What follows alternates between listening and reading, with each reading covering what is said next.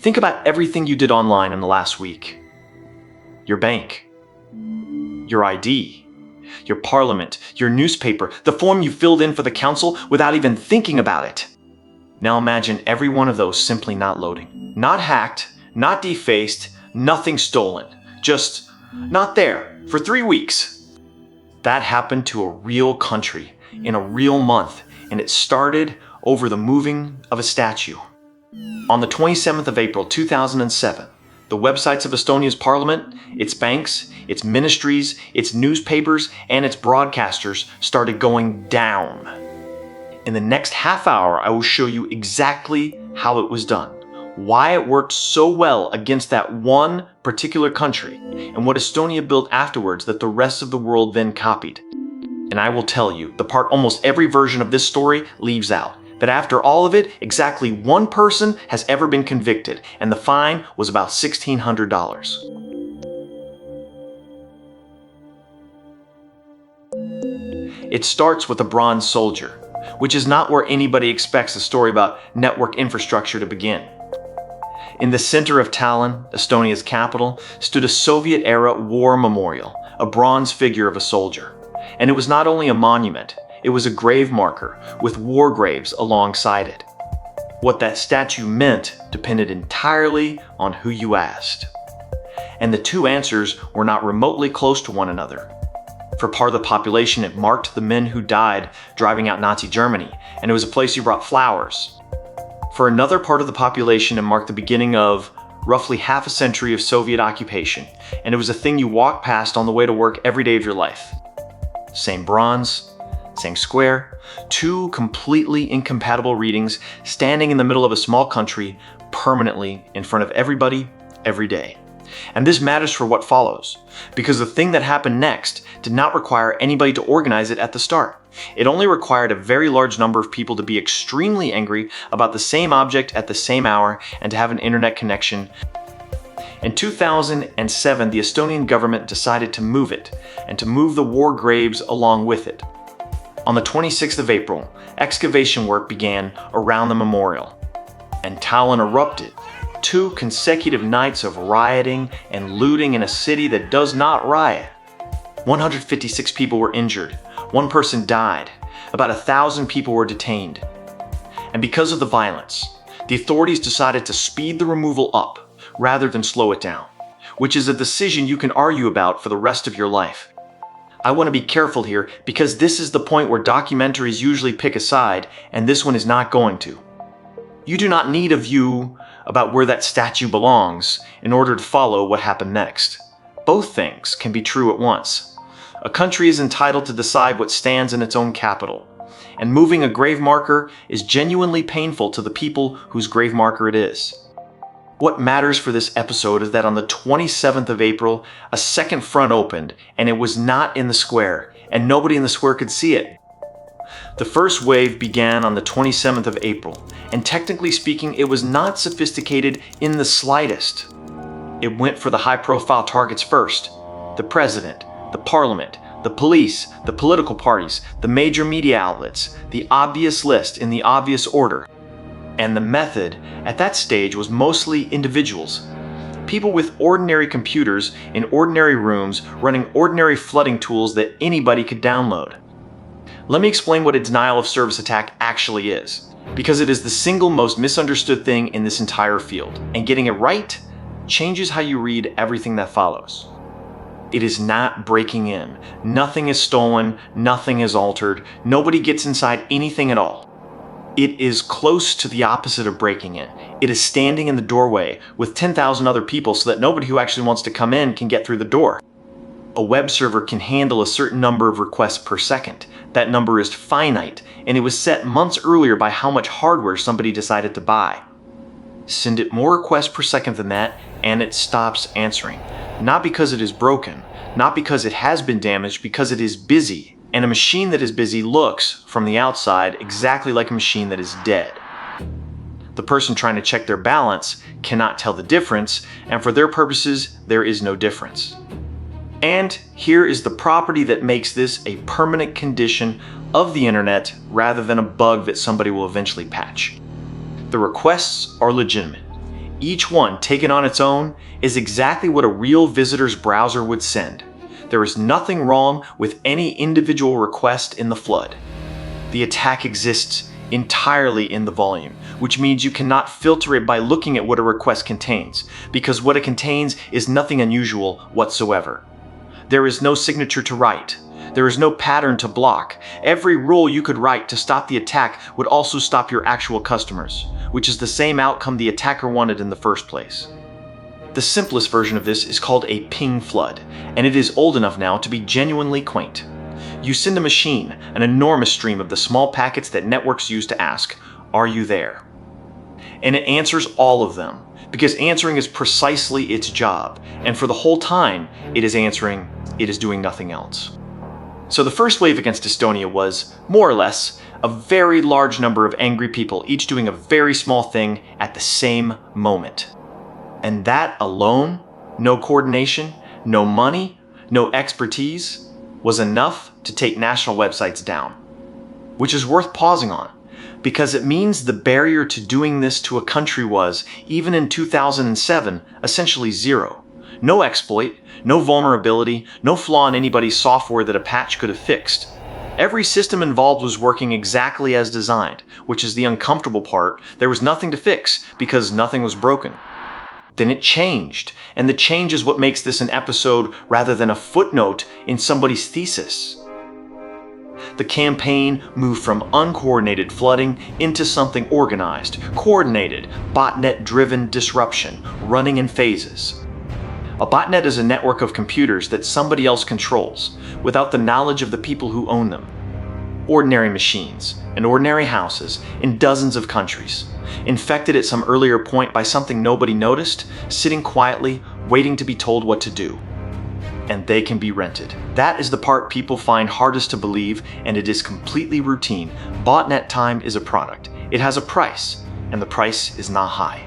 Which means that from 2007 onwards, the amount of firepower you could point at a country stopped being a function of how skilled you were and became a function of how much you were willing to spend. Those are very different worlds, and the second one is far harder to defend against. So the profile of the attack changed underneath. It stopped being thousands of angry individuals and became a much smaller number of people paying for capacity. And capacity is the whole game, because remember what this attack is made of. It is made of volume and nothing else. At the heaviest point, Estonia was taking up to 4 million packets of information per second, timed at one point to the stroke of midnight, Moscow time.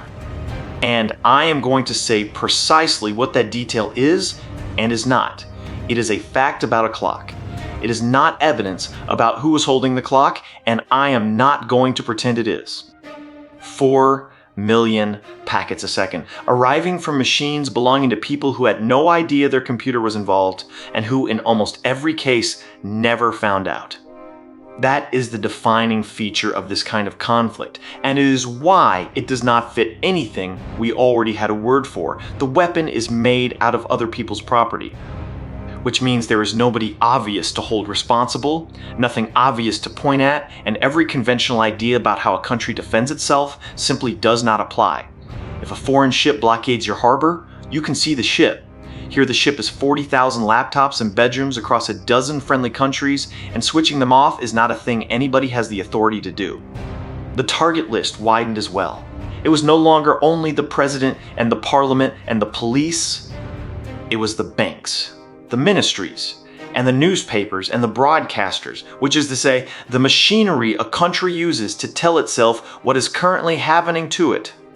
From the 27th of April to the 19th of May, 3 weeks. And 3 weeks is a genuinely strange duration for something like this. A few hours is a stunt, a few months is a war. 3 weeks is long enough that people stopped treating it as an incident and started rearranging their lives around it. And short enough that when it ended, there was nothing physical left to point at as evidence that it had happened at all.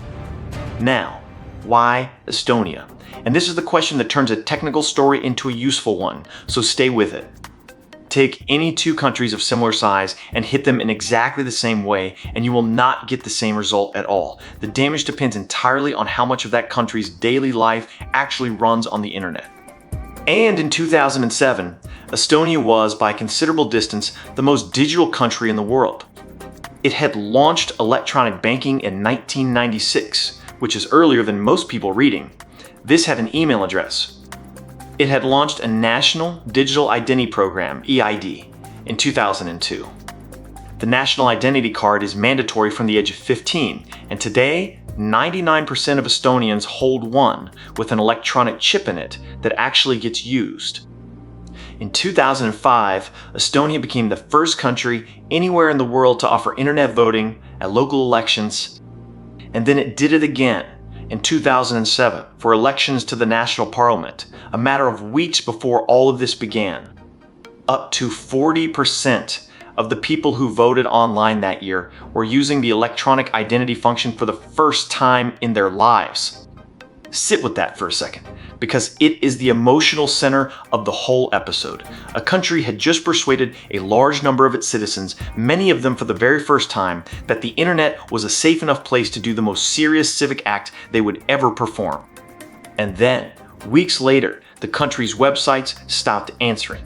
Not the fringe ones, the parliament, the banks people's salaries went into, the newspapers they would have gone to in order to find out what on earth was happening. That is what made Estonia the wrong country in the world to do this to, and simultaneously the right one. The wrong one, because there was far more to break there than almost anywhere else on earth. Everything had been moved online precisely because online worked. And the right one, as we will get to, because it was the single country on earth that already understood exactly what was at stake and already had people whose actual job this was. If you are going to be the first country in the world to have this happen to you, it helps enormously to be the country that has thought hardest about the internet. Also, in 2007, Estonia released Mobile ID, which put the same identity keys onto a SIM card so you could authenticate with a phone. So the country did not retreat from the internet after this happened. It went further in the same year. Hold that thought, because it is the whole ending. The defense began on the 28th of April. One day after the first wave. It was a coordinated effort by the Ministry of Defense, working with CERT-EE, the country's computer emergency response team. One day. And I want to dwell on that because it is quietly the most impressive number in the entire episode, and I have never once seen it mentioned. Most organizations, hit by something they have genuinely never seen before, spend the first day deciding whose problem it is. Then the second day, finding out who has the passwords. Estonia had a team whose job it already was, and a ministry that already knew the team existed and how to reach it. That is not luck, and it is not talent.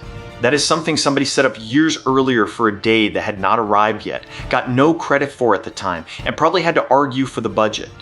Almost all of the difference between organizations that survive something like this and organizations that do not is decided in advance in meetings that felt like a waste of an afternoon. Then they ran into the problem I described earlier. You cannot filter this traffic by what it contains, because what it contains is completely normal. But they could filter it by where it came from. And when they looked at where it came from, the answer was that most of the attacking machines were outside the country. So news editors across Estonia did something drastic. They blocked all incoming international traffic. Read that again, slowly. In order to keep Estonian news sites reachable from inside Estonia, they cut those sites off from the rest of the world. It worked, and it is the ugliest category of decision there is, because there was no version of it that did not cost something real. The cost is precise, and it is severe. During a national crisis with international attention on the country for the first time in years, Estonian news sites became unreadable from abroad. Which means that for a period the country could keep talking to itself, but it could not tell its own story to anybody else. Every foreign correspondent, every foreign government, every foreign reader trying to work out what was happening in Tallinn, all of them hit a page that would not load from the exact sources that would have told them. And that is a genuine trade made under pressure by people who had hours, not weeks, to think about it. It also tells you what defending against this actually looks like in practice, when it is not a diagram in a vendor slide deck. It is not a shield that stops the bad thing. It is choosing quickly which loss you would rather take, and whoever is making that choice will be doing it on incomplete information, at speed, while the thing is still happening and while people who do not understand it are asking for updates every 10 minutes. Any plan that assumes calm, complete information and an unhurried decision is not a plan for this. So what did it actually cost? In money. And I am going to be careful here because this is exactly where the numbers get inflated in the retelling every single time, usually by people selling something. Ponza Bank reported losing at least $1 million because of the attacks.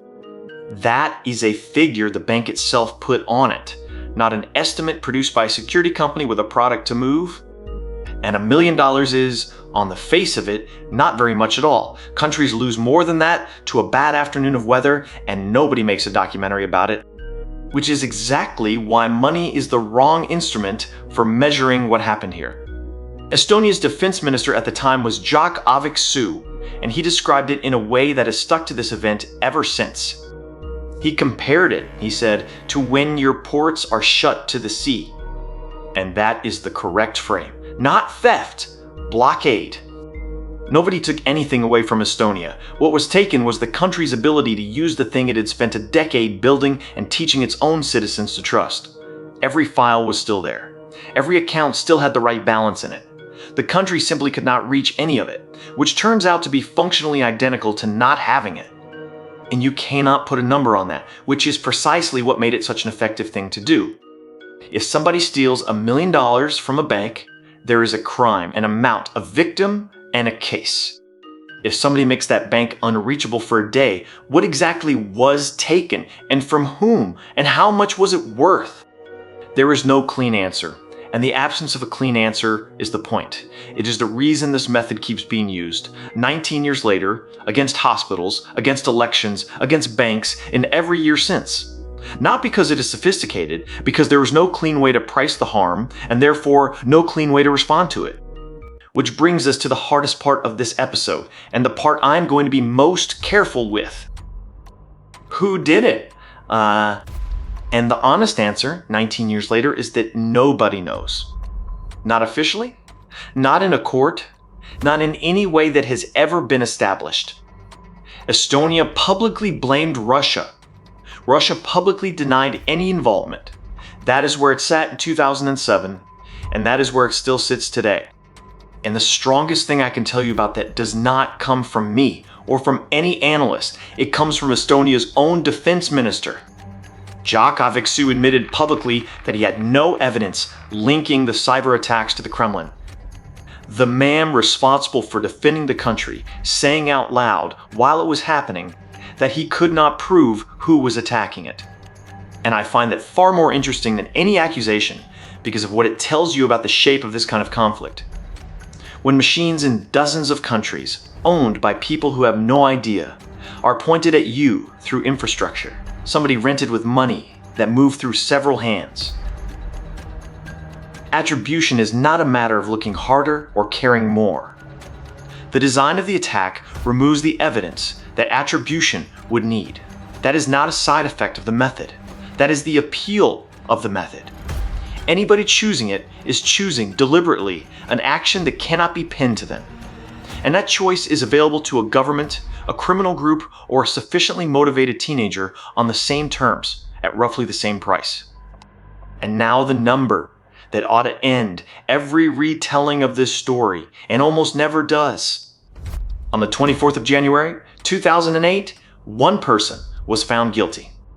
Dmitry Galushkevich, a student living in Tallinn, he was fined 17,500 kroon, about $1,640 for attacking the website of the Estonian Reform Party.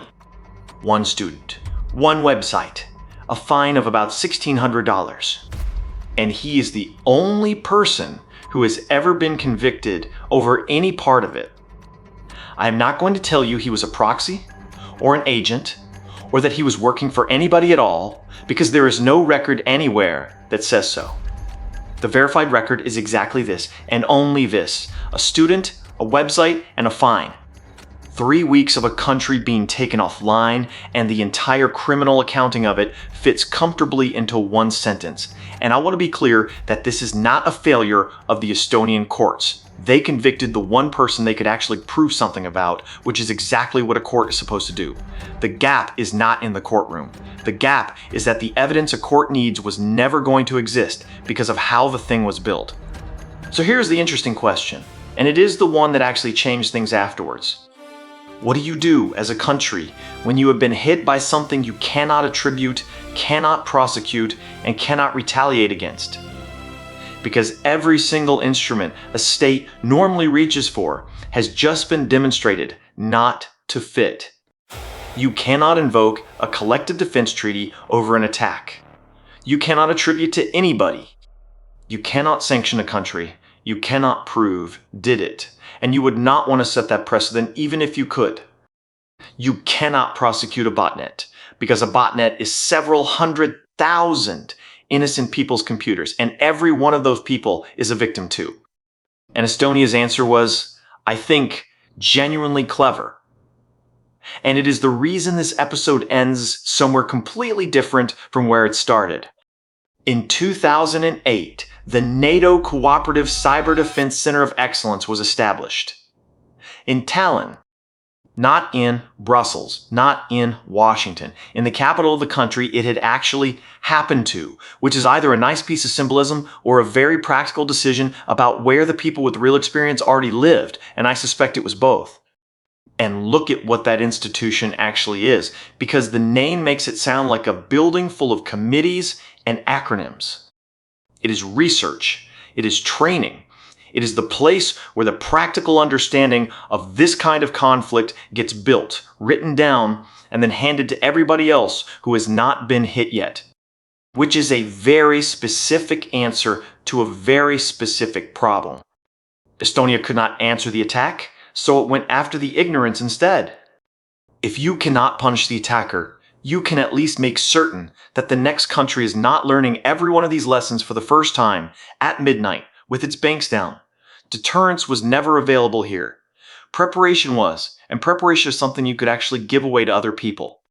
And that is why, when people call 2007 a turning point, they are right, but almost never for the reason they give. It was not the first attack of its kind. It was the first time a state treated an attack of that kind as a national defense problem and built a permanent institution in response to it. You will hear this called the first cyber war. I want to handle that phrase honestly, because it is a label that commentators applied afterwards, not a finding of fact. It stuck because it is a very good phrase and because there was not a better one available. But test it against what actually happened. In a war, you know who you are fighting.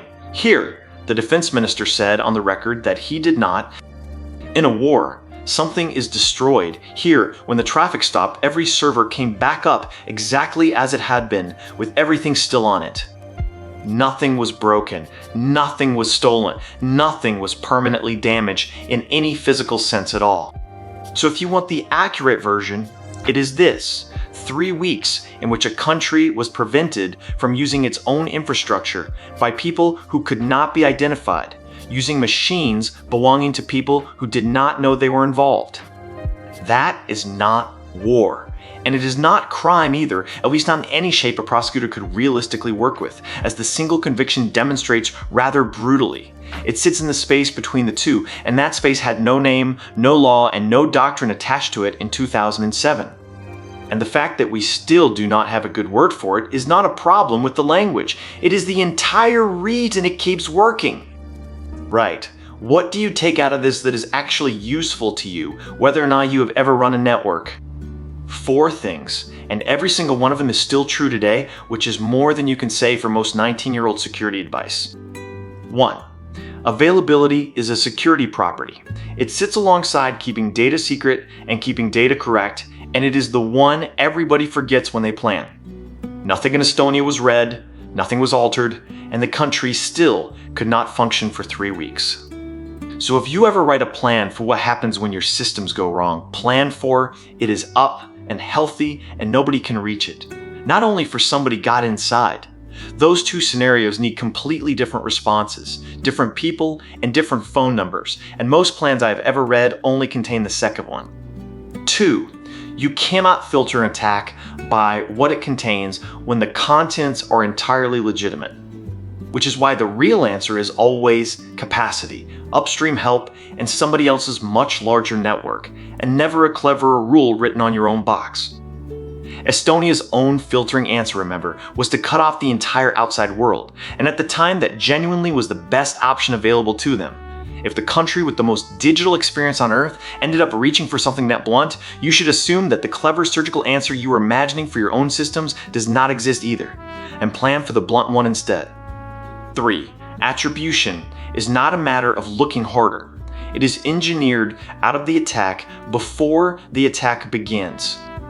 So be extremely suspicious of confident public claims about who did something like this, in any direction, including the claims you would quite like to be true.